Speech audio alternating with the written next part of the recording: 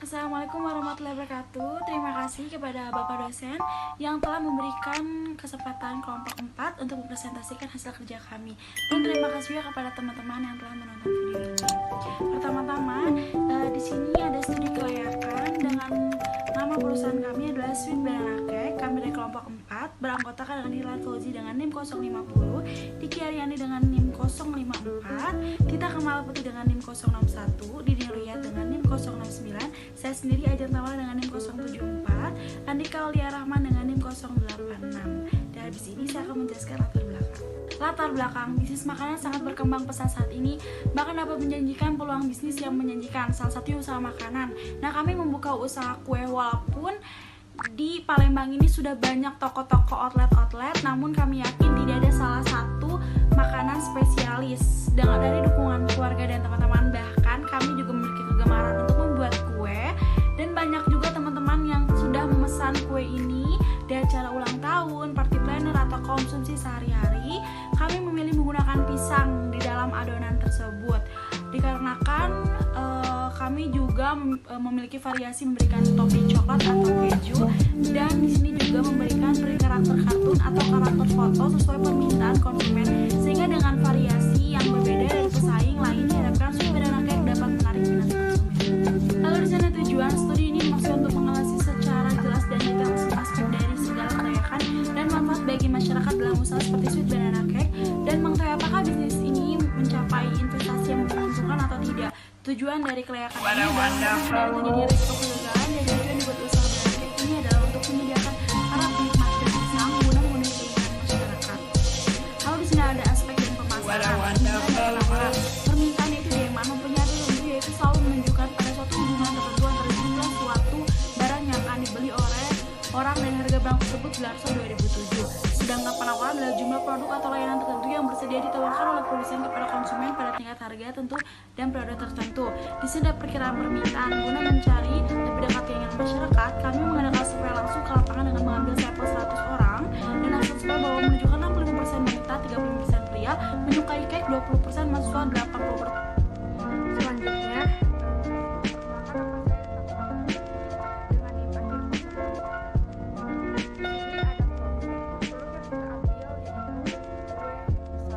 atau bisa disebut dengan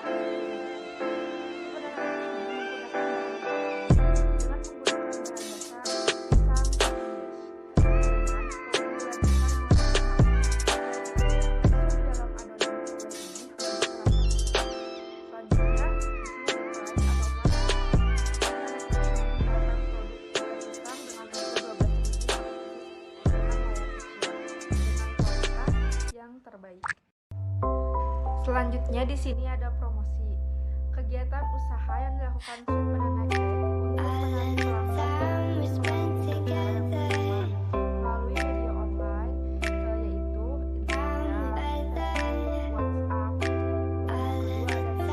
Instagram, WhatsApp, atau poster. Selanjutnya di sini ada tempat. Lokasi terletak di Jalan Mukmin nomor 1404 Palembang,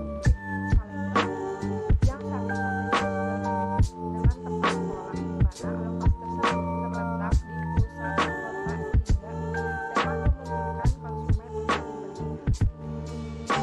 Selanjutnya di sini ada Sweet Banana Cake sebagai produk baru dan belum mempunyai nama yang diinginkan.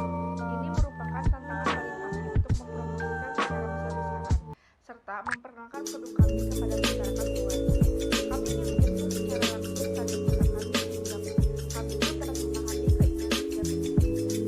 Berdasarkan keinginan yang kuat, kami berusaha untuk menjadi lebih baik.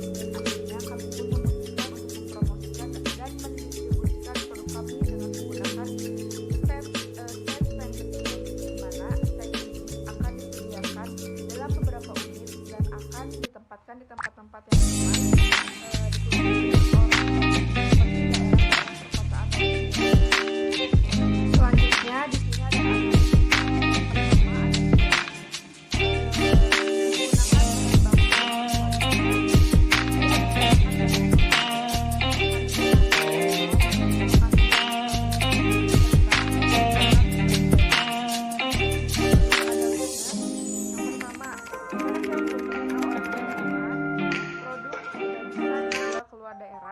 Dan yang ketiga, waktu konsumsi yang sedikit. Di sini ada opportunity menawarkan produk kue yang masih belum banyak dimiliki oleh pesaing. Lalu yang saya ada treat, kemungkinan orang untuk meniru produk dengan mudah. Selanjutnya, di sini ada keputusan strategi. Strategi produk diferensiasi. Strategi ini dipilih karena dari segi produk yang kami tawarkan. Produk kami berbeda dengan yang ada di pasaran. Tidak hanya sekedar cake yang ditawarkan, akan tetapi rasa cake yang unik sehingga dapat dimakan baik oleh pria maupun wanita. Oleh mereka penggemar pisang ataupun mereka yang tidak menyukai pisang sama sekali. Bahan dasar produk ini memang pisang, tetapi kami mendesainnya dan menjadikan makanan yang rasanya tidak 100% pisang. Lalu di sini ada aspek teknis dan produksi, di mana bahan baku yang kami gunakan dalam memproduksi banana cake ini, yang pertama ada pisang, yang kedua ada gulaku, yang ketiga ada tepung terigu, yang keempat ada mentega Blue Band, selanjutnya ada susu, yang selanjutnya juga ada coklat, keju, vanili, dan yang terakhir ada telur. Assalamualaikum warahmatullahi wabarakatuh. Perkenalkan, nama saya Diki Ariandi dengan NIM 054. Di sini saya akan menjelaskan tentang proses produksi, di mana proses produksi yang pertama itu bahan baku pembuatan kue pisang, sebagaimana telah dijelaskan oleh rekan saya sebelumnya. Lalu telur dan vanili dimasukkan ke dalam mixer, tambahkan gula, kurang ditambahkan mixer dan masukkan ke dalam terigu, pisang dan susu yang sudah dicampurkan dimasukkan ke dalam mixer, lalaikan mentega, setelah itu dimasukkan ke dalam adonan, aduk hingga menjadi rata. Kue pisang yang telah diproduksi pun jadi. Selanjutnya ada mesin dan teknologi yang digunakan. Untuk mesin dan teknologi yang digunakan itu ada etalase, tabung gas, kompor, laptop, pisau, terus gunting, timbangan, twister, oven, mixer, blender, wajan, loyang, sendok, pengocok kue, centong, piring melamin, dan mangkuk. Kemudian ada lokasi usaha. Nah, lokasi yang dipilih itu berada di Jalan Letnan Mukmin nomor 1404B, dikarenakan lokasi berada dekat dengan sekolah, vihara, penjahit, serta lokasi ini pun dekat dengan hotel dan mall. Nah, alasan kenapa memilih lokasi tersebut karena tempatnya yang ramai dan sering masyarakat yang melewati tempat.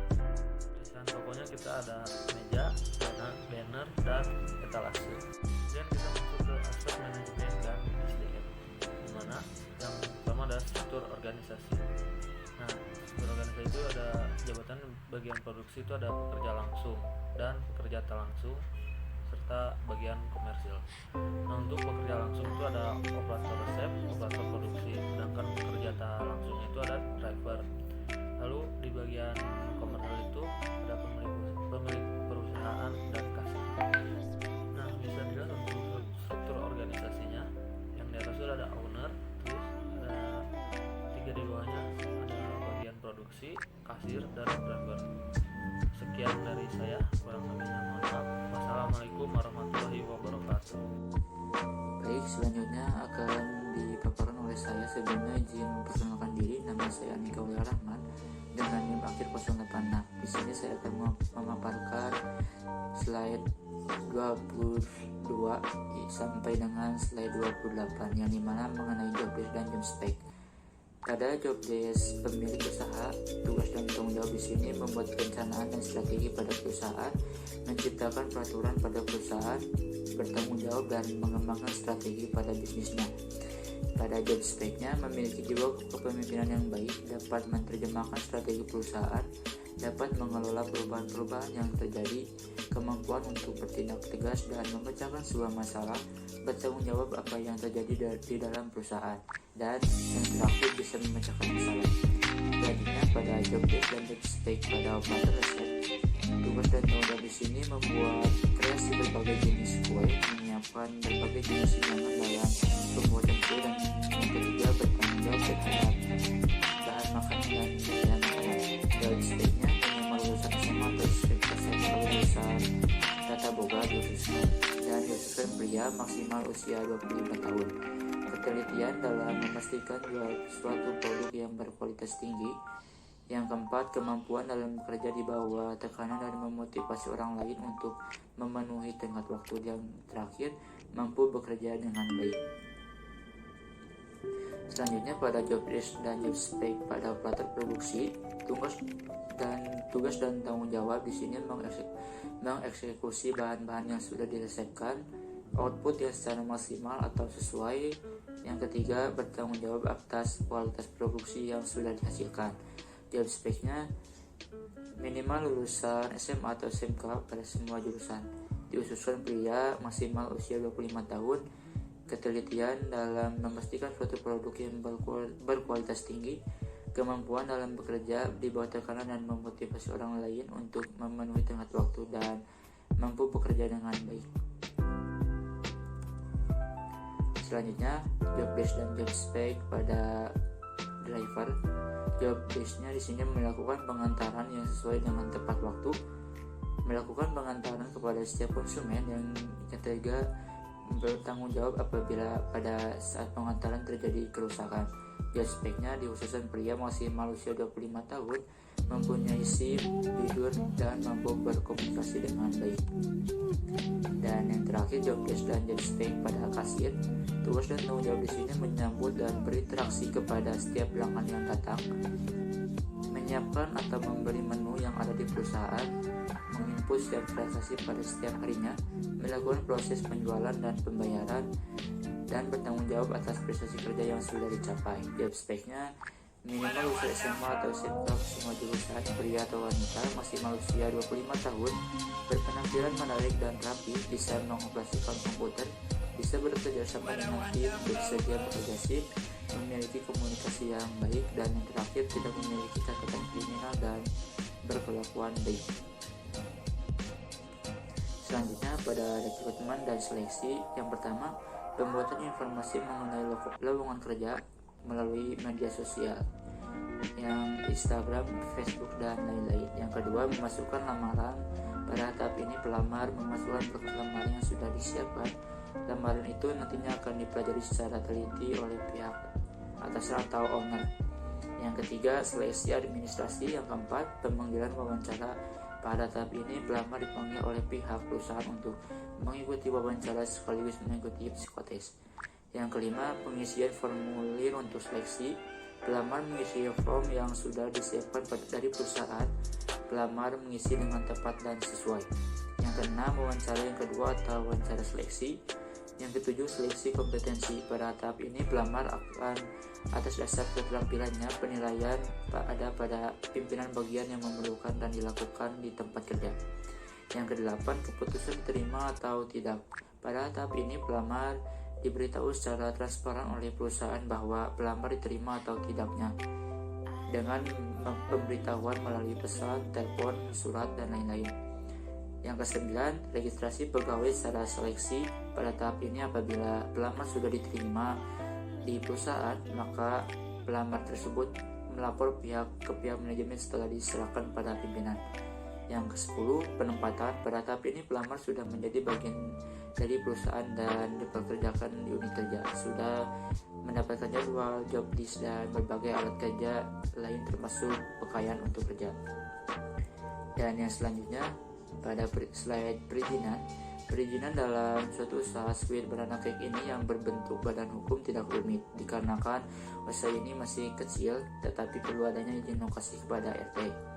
Jika kemungkinan usaha untuk terus maju dan berkembang, maka sweet banana cake ini mempersiapkan surat apa saja yang diperlukan untuk proses pembuatan izin usaha yang telah ditetapkan.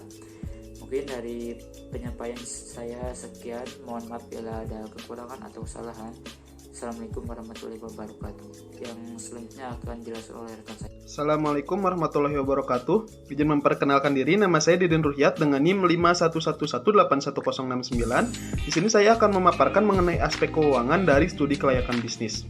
Untuk yang pertama, ada sumber pendanaan yang berasal dari modal sendiri sebesar 40%, dari bantuan orang tua sebesar 60%, dengan total modal yaitu 81.146.000. Lalu ada rencana kebutuhan modal dan investasi Di antara lain ada biaya aktiva tetap dan biaya perlengkapan.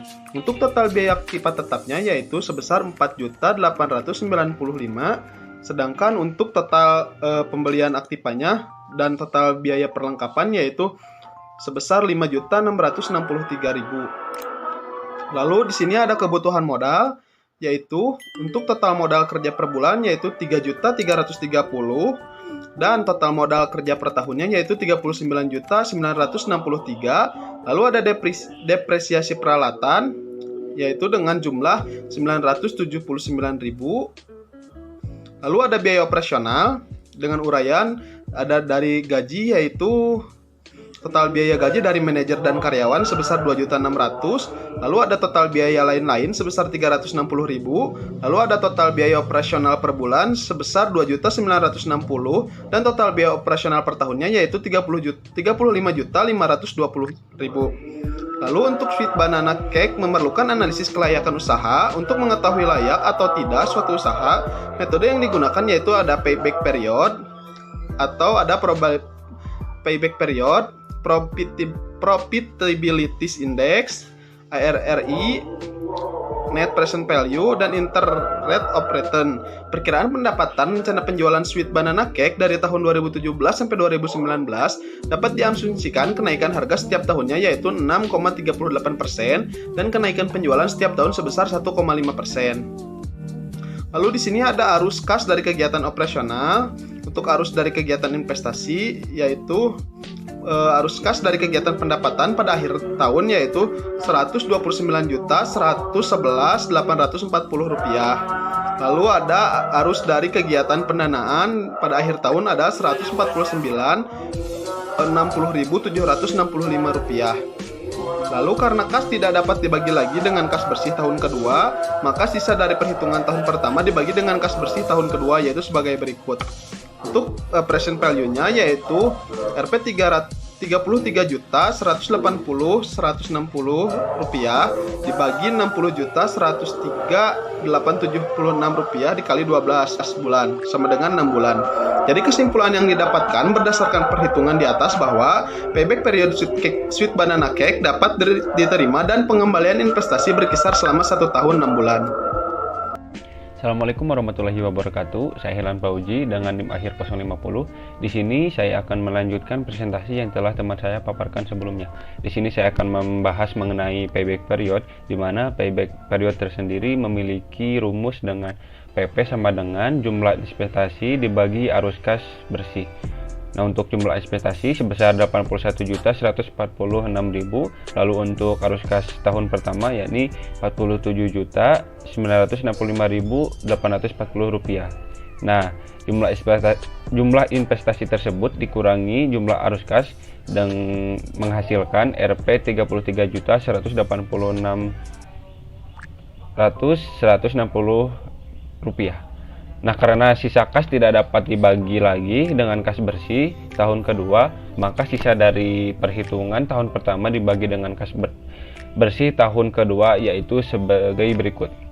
Payback period sama dengan Rp 33.180.160 rupiah dibagi Rp 60.103.876 rupiah dikali 12 bulan, maka menghasilkan 6 bulan. Nah, jadi kesimpulannya yang didapatkan berdasarkan perhitungan di atas bahwa payback period untuk Sweet Banana Cake tersebut dapat diterima dan pengambilan investasi berkisar selama 1 tahun 6 bulan. Nah, untuk slide berikutnya di sini membahas mengenai hasil dari net present value Sweet Banana Cake, yaitu sebesar Rp 73.096.545 rupiah dan bernilai positif sehingga investasi usaha Sweet Banana Cake layak atau dapat diterima. Nah, lalu selanjutnya membahas mengenai Profitability Index. Nah, untuk Profitability Index tersendiri memiliki rumus yakni Profitability Index dibagi PV Proceed dibagi PV Outlay, yang mana untuk PV Proceed ini sebesar Rp 154.242.546 rupiah dibagi dengan Rp 81.146.000 rupiah. dengan hasil ini 1,9. Nah, berdasarkan perhitungan di atas bahwa profitability index Sweet Banana Cake adalah 1,9 sehingga usaha Sweet Banana Cake dapat diterima. Nah, lalu selanjutnya ada internal rate of return. Nah, pada bisnis Sweet Banana Cake ini untuk internal rate return-nya yaitu hasilnya sebesar 39,63%. Nah, lalu yang terakhir saya akan membahas mengenai kesimpulannya, yakni permintaan terhadap banana cake terus meningkat setiap tahunnya. Banana cake ini dapat membantu meningkatkan minat masyarakat terhadap pisang. Biaya-biaya serta harta yang kami gunakan balance dengan modal.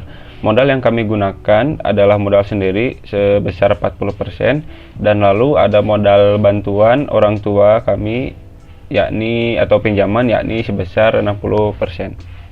Mungkin sekian yang bisa kami sampaikan. Kurang lebihnya mohon maaf apabila terdapat kesalahan.